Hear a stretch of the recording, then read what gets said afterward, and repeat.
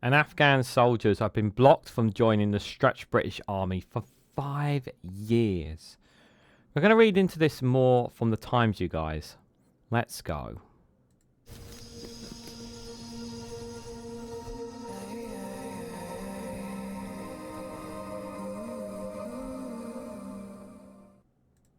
Good morning, good afternoon, good evening, wherever you are in the world. This is Reganelite here with an article from the Times with the headline that the Afghan soldiers have been blocked from joining the stretched British Army for 5 years. The elite army personnel who trained with the UK Special Forces have been thwarted by stringent eligibility rules, forcing them to work as cleaners or Deliveroo drivers. Guys, while you're here, make sure you hit the like button and share it across social media so others are notified of this video. I can already see people screaming, oh, the British Army should be for British soldiers only. Why are we allowing Afghan soldiers? Well, this might surprise you guys, but they were working already with the British Army in Afghanistan.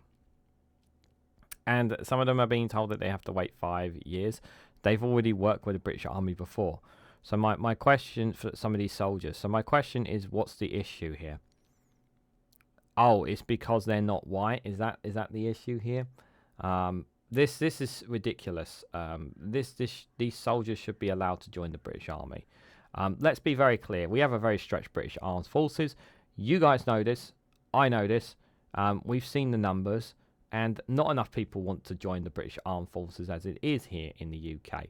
That's just a fundamental fact. I've said that they need to change the pay. They need to incentivize. They need a new campaign drive if they want to recruit people in the UK. But they have to put their hands in their pockets if they want to do that. Doesn't look like they're tending to do that.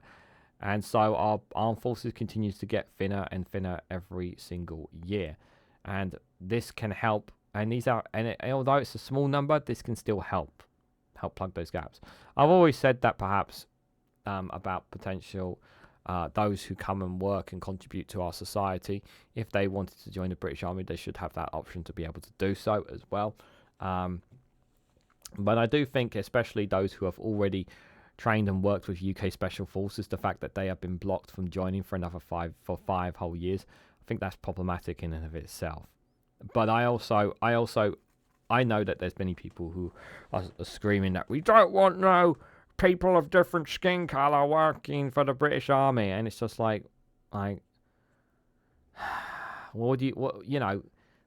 if you have a solution to fix the British Army, like the numbers, please give me an answer apart from Rishi Sunak's conscription idea, which was a nonsense one to say the least.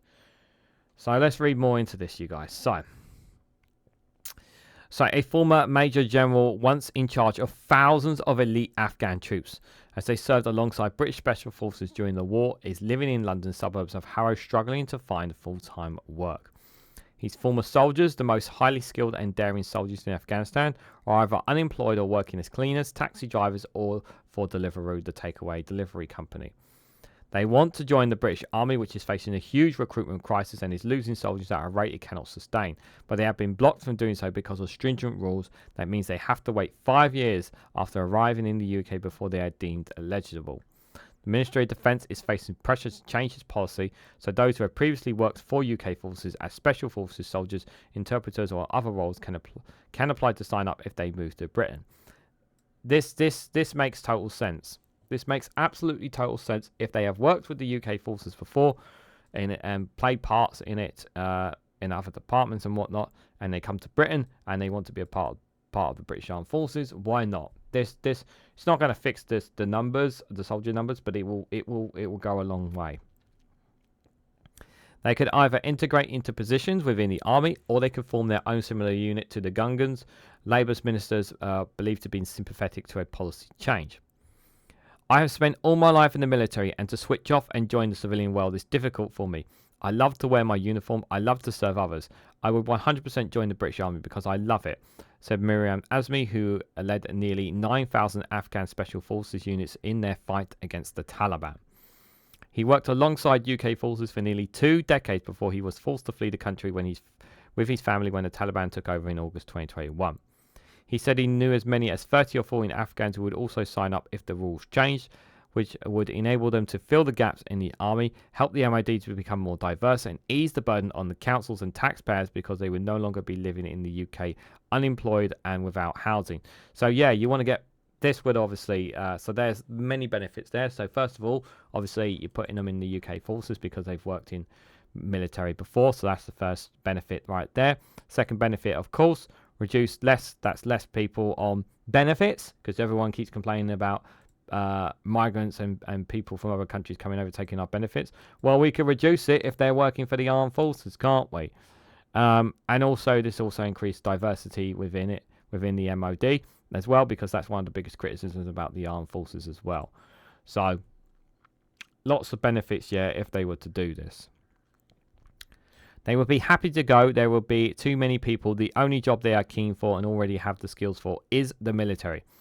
Most of them are just doing cleaning and driving, but they don't like it. These are really talented, fit and trustworthy people, he added. Dawood was a captain of the Afghan Territorial Force of 444, a unit known as the Triples, which was funded and trained by UK Special Forces.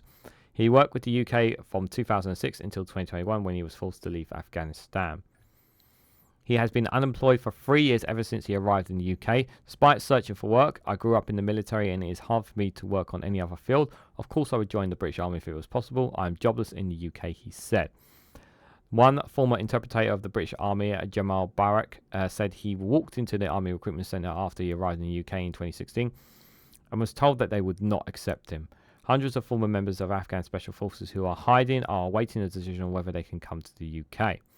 It is thought many of them would want to join the British military if given the option. One former commander of 444 who worked for 7 years with British troops and who is still stuck in Afghanistan said he would join the army. I'm ready to serve for the UK every time, he told The Times. Tom Tugendhat, the shadow security minister and Conservative leadership contender, said the Afghans should be welcomed by the armed forces, and he said for 2 decades thousands of Afghans have proved their loyalty and showed their mettle time and time again, standing shoulder to shoulder with the British army. Those who have relocated to the UK legally, that's the key word, legally, should be welcomed by our armed forces if they want to serve. And if they meet the MOD's criteria, having fought alongside them, I know they have proven themselves before and would prove themselves again. I 100% agree with this. If they've come to the UK legally and they want to prove themselves and they meet the MOD's criteria, I 100% agree with what Tom's saying here. Afghans who come to the UK under the Afghan Relocation and Assistance Policy, that's ARAP scheme, are given indefinite leave to remain upon arriving. However, they have to wait 5 years before they can apply to become a British citizen. The British Army will only accept recruits who are British citizens, with the exception of the Commonwealth citizens. If Afghans want to join the police, they do not have to be British citizens, but they have to have indefinite leave to remain and have lived in the UK for 3 years. So yeah, so the other option I can see. So yeah, that's the thought that crossed my mind as well. Why not join the police? But obviously they have to wait another 3 years again. So again, they're sitting on the sidelines there. One insider said a military chief was asked to review the policy several years ago, but it was put in the too difficult box. Both Ben Wallace, the former Defence Secretary, and Priti Patel, the former Home Secretary, had also promised to look at the rules, but nothing changed. Some officials in the Ministry of Defence have been left confused by the policy, believing until last week that Afghans could join after 1 year of being in the UK. Ben Joski, a new Conservative MP and former army officer who has served in Afghanistan, said these Afghan soldiers were trained by UK Special Forces and have fought alongside them. They are here in the UK now because of their loyalty and their dedication to fighting the Taliban. Having mentioned the Afghan National Army in Sangin during Operation Hindrek 2, I believe that we should investigate the feasibility of how these former Afghan Special Forces soldiers could play an active role within the British Army. Professor Sarah DeLong, the chairwoman of the Salah Alliance charity that helps Afghan interpreters, said, Afghan interpreters have already proven their loyalty to the British Army in Afghanistan and the MOD and the Home Office, and therefore should lift the barriers which prevent them from continuing to serve in the UK. This could be one important step to improve the government's Operation New Hope. It's a scheme facilitating resettlement in the UK, which currently isn't delivering the hope and integration support it should give our Afghan interpreters. A government official has stated that this government has a new drive to ensure that all Afghans who have relocated to the UK are supported to build their new lives and to address shortcomings on the Arab scheme at pace. Afghans who obtain British citizenship can apply for roles in the military, providing they meet other necessary criteria, including age requirement, education specifications, and medical standards.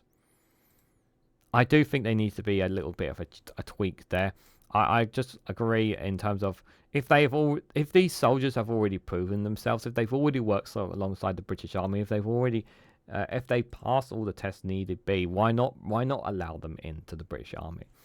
And like I said, this will help show up some numbers. Yeah, it's not going to fix the overall numbers, but I think that experience that they've had is really, really important, because experience really does make a massive thing, especially when you're bringing in new soldiers into the British Army. Having people there working with people who've had the experience on the battlefield, who have been in those gunfights, who have had those experiences, can really help. I think that's really, really. I think the government really needs to look at this policy a lot more. I am not saying that. I guess I have said in the past that I think that they should consider some people to join the army. I understand the premise. I can understand the anger if some people say in the comments the British Army should be just for British citizens. I can understand that point, but at the moment we're not getting enough of our recruits. That's the vast reality of it. And although this won't completely plug the gap, these Afghan soldiers can definitely help bring in more numbers that we need. And if they want to be a part of the army, if they want to serve, and if they've proven themselves to have served, then my question is, why not?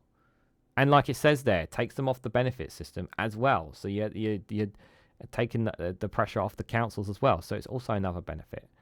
So why not? I guess is the question I have for you guys in the comment section down below. But honestly, what do you guys honestly think about all this? About these Afghan soldiers blocked from joining the British Army? Do you believe that they should join the British Army? Do you believe that they shouldn't? Do you have good reasons for it to doing so? Is it simply because they're not British? Let me know your thoughts and more about all this down in the comment section below.